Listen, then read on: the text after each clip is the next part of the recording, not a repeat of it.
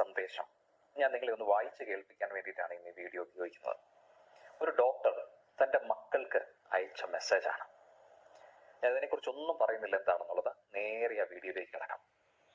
ഞാൻ എൻ്റെ മക്കളോട് പറഞ്ഞിട്ടുണ്ട്, ചികിത്സയ്ക്ക് ശേഷം ആരോഗ്യത്തോടെ എഴുന്നേറ്റ് നടക്കില്ല എന്നുണ്ടെങ്കിൽ ചികിത്സിക്കരുത്. വേദന സംഹാരികൾ മാത്രം നൽകുക. സാധ്യമെങ്കിൽ ഇഷ്ടമുള്ളത് തിന്നാനും കുടിക്കാനും തരിക. ഒരു നിയന്ത്രണവും പാടില്ല.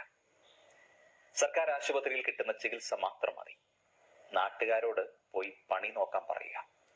സ്വകാര്യ ആശുപത്രികൾക്ക് കൊള്ളയടിക്കാൻ അവസരം നൽകി കുടുംബം കുളം തോണ്ടരുത്. മരണം പ്രകൃതി നിയമമാണ്. അതിൽ പ്രത്യേകിച്ച് വിഷമിക്കാൻ ഒന്നുമില്ല. എല്ലാം ഒരു മായയാണ്. വൃദ്ധരെ ICUവിൽ കിടത്തി കുടുംബത്തെ കൊള്ളയടിക്കാൻ വൈദ്യ സമൂഹത്തെ അനുവദിക്കരുത്. മരിക്കാൻ ലക്ഷക്കണക്കിന് രൂപയുടെ ചെലവാണിപ്പോ. വാർദ്ധക്യം കൊണ്ട് ജീർണിച്ച ശരീരം ജീവിതം മതി എന്ന അടയാളം കാട്ടുമ്പോഴും വിധിയല്ല. ആഹാരം അടിച്ചു കലക്കി മൂക്കിൻ കുഴലുകൾ ഇറക്കി ഉള്ളിലേക്ക് അങ്ങ് ചെലുത്തും. ശ്വാസം വിടാൻ വയ്യാതെ തൊണ്ടയിലൂടെ ധാരമിട്ട് അതിലൂടെ കുഴലിറക്കി ശ്വാസം നിലനിർത്തും. സർവവും സൂചികൾ, കുഴലുകൾ, മരുന്നുകൾ ഇങ്ങനെ കയറ്റിക്കൊണ്ടിരിക്കും.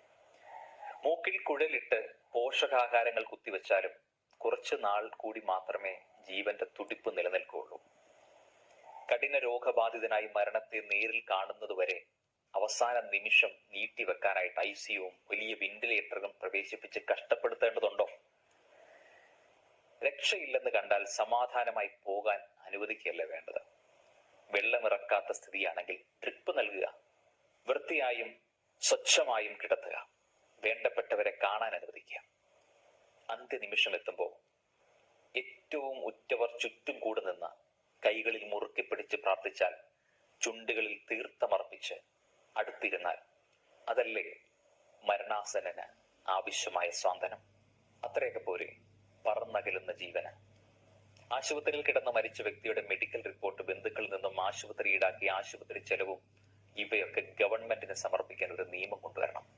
ആശുപത്രിയിൽ കിടന്ന് മരിച്ചാലും മനുഷ്യജീവൻ അർഹിക്കുന്ന വില ലഭിക്കണം. മരിക്കാൻ ആശുപത്രിയുടെ ആവശ്യമില്ല.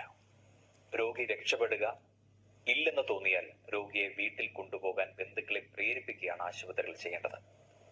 ICUവിൽ വൃദ്ധരായ രോഗികൾ ഒരു വിധത്തിലും പീഡനം അനുവദിക്കാൻ പാടുള്ളതല്ല.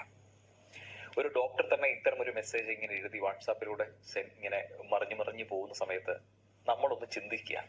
ഞാൻ വേറൊന്നും സംസാരിക്കുന്നില്ല. Have A great day.